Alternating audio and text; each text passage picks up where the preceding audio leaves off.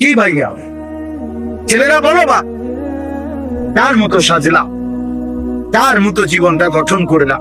কেন নামাজ পড়ো না বাপ? কেন নামাজ পড়ো না? কেন পড়ো না বাপ? আল্লাহর সাথে দুশমনি কি? 23 বছরে নবী সাল্লাল্লাহু আলাইহি সাল্লাম তায়েফে পাথরের আঘাত সইলেন, উহুদের ময়দানে দান দান শহীদ করলেন, পেটের মধ্যে ক্ষুধার পশ্রী পাথর বাঁধলেন। আজ বিনিময় তোমার একটা বার নামাজ পড়তেও কদ্দুর মন চায় না। তুমি কেমনে দাঁড়াইবা বাপ? বলো ছেলেরা, বলো বাপ, নবী সাল্লাল্লাহু আলাইহি সাল্লামের সামনে কেমনে দাঁড়াইবে? উম্মত হিসাবে কেমনে পরিচয় দিবা? কেমনে?